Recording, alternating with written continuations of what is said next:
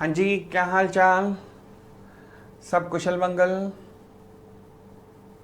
चलो जी, ये video CA final के स्टूडेंट्स के लिए है और उनका एक बहुत इंपॉर्टेंट कॉन्सेप्ट जो इंसॉल्वेंसी एंड बैंक्रप्सी कोड के अंदर है।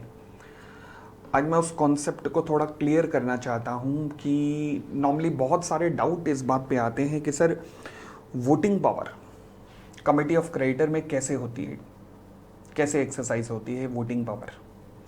तो चलिए एक क्वेश्चन है जो कि मैं आपके सामने दे प्रेजेंट कर रहा हूँ। इलेक्टिव लॉ वाले स्टूडेंट्स भी ध्यान रखेंगे ये, क्योंकि main law plus elective law दोनों को ध्यान में रख के बनाया गया है, क्योंकि क्वेरी दोनों की आती है। तो एक बेहतरीन क्वेश्चन है और उसके बाद मुझे लगता है कि कोई डाउट ये नहीं होना चाहिए कि अब फिर की वोटिंग पावर कैसे एक्सरसाइज होती है कमेटी ऑफ क्रेडिटर में। ठीक है ना? तो I hope it is clear. ये क्लिपिंग जो बनेगी ये मैं आपके टेलीग्राम पेज पे भी रख दूंगा और मैं आपसे सबसे रिक्वेस्ट करूंगा कि इसको अपने मोबाइल में संजो के रख लेना, या अपने कहीं पे भी जो फोल्डर वगैरह हो वहाँ पे अपने डेस्कटॉप वगैरह पे रख लेना, ताकि जब भी अगर कभी डाउट आए कमेटी ऑफ क्रेडिटर में कैसे वोटिंग राइट एक्सरसाइज होती है, वैसे तो क्लियर हो जाना चाहिए सुनकर, बट फिर भी अगर आए, कभी भूल जाता है इंसान क्योंकि बहुत सारे कॉन्सेप्ट होते हैं समझने को, तो फिर रख लेना वहाँ। ठीक है, चले सुनेगा जी अब। ये क्वेश्चन आपके सामने है, लिखने की जरूरत नहीं है, ना इसका पीडीएफ की जरूरत है, केवल कॉन्सेप्ट को समझ लीजिएगा, बस हो गया। अच्छा, आज मैं आपसे एक और चीज पूछना चाहूंगा। मैं भी रिसेंटली रजत जैन सर से रजत जैन सर और मैं बात कर रहे थे। हम लोगों ने डिसाइड किया कि एक ऐसा यूट्यूब चैनल खोला जाए जहां पर चाहे आप सीए कर रहे हैं, सीएस कर रहे हैं, सीडब्ल्यूए कर रहे हैं, बीकॉम कर रहे हैं, एमबीए कर रहे हैं, एलएलबी कर रहे हैं, सभी के लिए।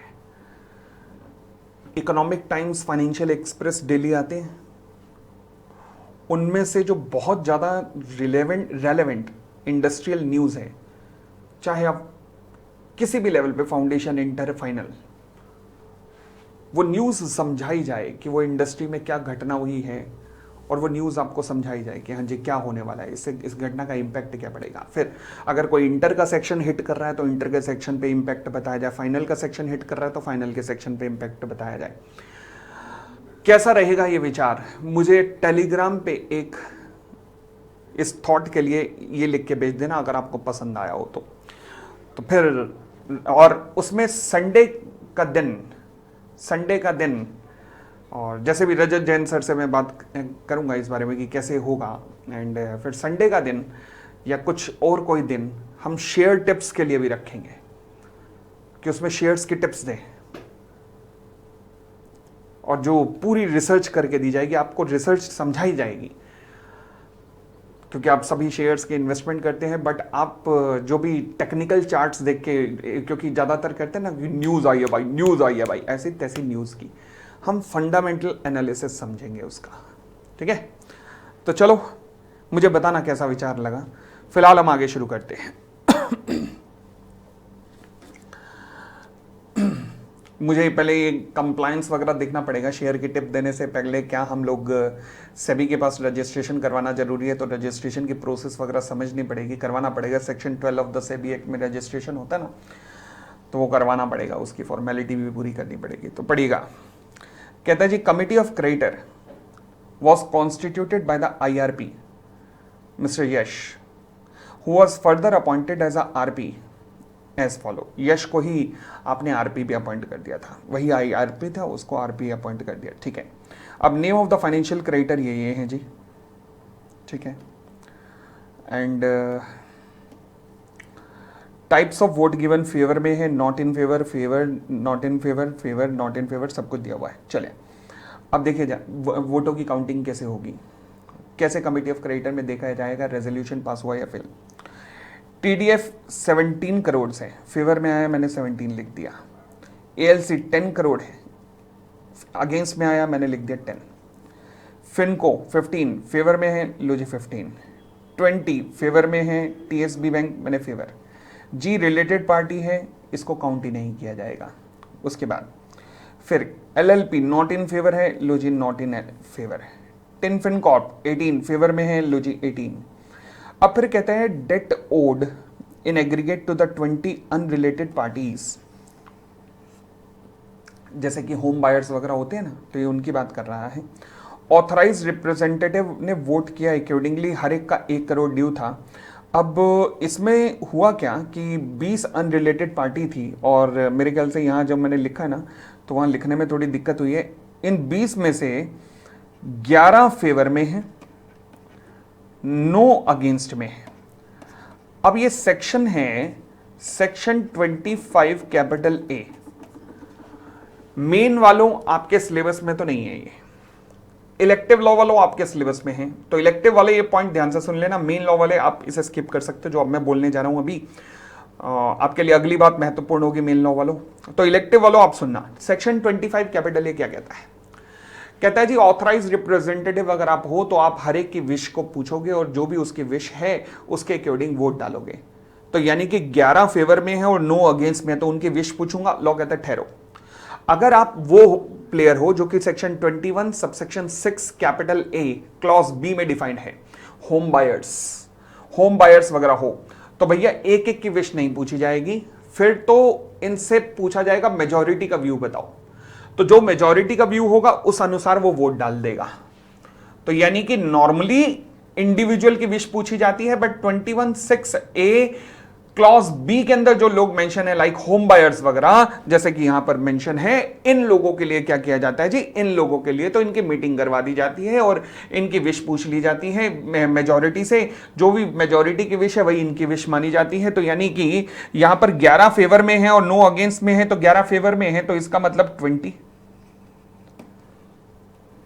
क्योंकि पूरा का पूरा फिर यही फेवर में आ गया, क्योंकि मेजॉरिटी का व्यू यही है। Getting it? चले, अब आप काउंट करेंगे इन वोट्स को, 7, 5, 12 और 8, 20, 0, 2 और 1, 3 और 1, 4, 2, 6 और 1, 7 तो 9, 90, ये 15, यानी कि 90 डिवाइडेड बाय 115 इंटू 100 करेंगे तो आगे देखिएगा तो क्या आता है। ये रेजोल्यूशन पास हुआ कितने परसेंट मेजॉरिटी से? कहता है जी by what voting share the resolution would have been considered to be passed if the financial creditor voted as follow. अच्छा, इन्होंने ये एज फॉलो वोट किया, तो आप आंसर देखेंगे आ रहा होगा आपका 85.72। समझ आ गई बात? तो इस तरीके से, बट ये तो बड़ा आसान पॉइंट था सर। अब मैं थोड़ा सा और कॉम्प्लिकेशन लिखने जा रहा हूं, वो क्या? यहां देखिएगा, कहते हैं सपोज करो G was not a related party, वो जो ऊपर जी है ना वो रिलेटेड पार्टी नहीं है, and had abstained from voting. ओहो, मतलब आया परंतु वोट नहीं दिया। And out of the 20 unrelated party, 10 voted in favor and 3 voted against the plan. वो जो 20 पार्टीज थी ना उनमें से 10 फेवर में आए, 3 अगेंस्ट में आए, तो फिर भी मेजॉरिटी फेवर में है ना, तो पूरे 20 के 20 फेवर में जाएंगे। ठीक है, आगे एंड रिमेनिंग डिडंट वोट। ठीक है, then by what voting share the resolution plan would have been considered to be passed if other details remains the same as per question number, वो जो ऊपर वाला क्वेश्चन है। चलो जी, अब मैंने कहा केवल एक चेंज हुआ है सेकंड में कि जी ने यहां पर नेक्स्ट केस में जी ने वोट नहीं डाला, वो आया है। जो नहीं आए उनको तो काउंट भी नहीं करूंगा, पर जो आए हैं, जो वोट नहीं कर रहे उनको मैं काउंट करूंगा, तो 15 यहां पर हो जाएंगे। तो अब क्या होगा? फेवर कितना हो गया अब आपका? 90 डिवाइडेड बाय अभी तक कितना था? 105 हुआ ना, ये 90 प्लस 15 105 हुआ। यस, तो अब हो गया 120 इंटू 100। तो यानी कि अब अगर जी तुम रिलेटेड पार्टी नहीं हो और तुम एब्सटेंड रहे वोटिंग से, तो इंपैक्ट ये होगा जी भैया कि अब जो वोट माने जाएंगे कितना? 90 डिवाइडेड बाय 120 कितना हो गया? 75%। क्लियर हुआ कॉन्सेप्ट वोटिंग शेयर का? चलिए, एक और तीसरा कॉन्सेप्ट है जो क्लियर करना था। आइएगा इस पैराग्राफ पर, टीडीएफ एएलसी फिनको, ये कहते हैं इनका कंजोर्शियम है। They appointed Verma as a insolvency professional. Section 21 allow करता है, यस 21 सबसेक्शन 6 अलाउ करता है कि बैंक्स जो हैं वो अपने किसी भी इंसॉल्वेंसी प्रोफेशनल को अपना ऑथराइज रिप्रेजेंटेटिव बना सकते हैं। वो ऑथराइज रिप्रेजेंटेटिव उन तीनों के भी पर काम करेगा। सवाल उठा इस ऑथराइज रिप्रेजेंटेटिव की सैलरी कौन देंगे? ये तीनों देंगे। बिल्कुल ठीक। अच्छा, also the adjudicating authority approved the name of insolvency professional Bhargava suggested by यश, मतलब IRP जो अपॉइंट हुआ है, to act as a authorized representative under 21(6)(a)(b of the code. Oh my God, वो जो 20 फाइनेंशियल क्रेडिटर है ना, home buyers वगैरह, तो उनके लिए सजेस्ट किया गया है यश के द्वारा भार्गव। याद करो कैसे सजेस्ट किया जाता है यश के द्वारा। यश यानी कि रेजोल्यूशन प्रोफेशनल उन्हें, या फिर आईआरपी उन्हें 3 नाम देगा, उन्हें 3 नाम देगा, 3 में सबसे ज्यादा वोट जिसे मिलेंगे वही ऑथराइज रिप्रेजेंटेटिव बन जाएगा। याद आया कॉन्सेप्ट? अब वो बन गया ऑथराइज रिप्रेजेंटेटिव। अब ऑथराइज रिप्रेजेंटेटिव बनकर वो वोट करेगा, तो सवाल उठा उसको जो सैलरी मिलेगी वो कौन देगा? वो कंपनी के सीआईआरपी कॉस्ट का हिस्सा है। उसकी सैलरी होम बायर्स नहीं देंगे, वो सीआईआरपी कॉस्ट का हिस्सा है। तो ये ध्यान रखिएगा कॉन्सेप्ट। तो वही था, who will be liable to pay remuneration to the authorise representative of mister Verma. तो कौन? Financial creditors. And mister Bhargava by COC as it will become part of CIRP। भाई ये CIRP का पार्ट होगा। तो ये पॉइंट बताने थे मुझे फाइनल लॉ वाले बच्चों को। ठीक है, thank you, thanks a lot, bye bye, खुश रहो खुश रहो खुश रहो, एंड अपना ध्यान रखो। Thank you.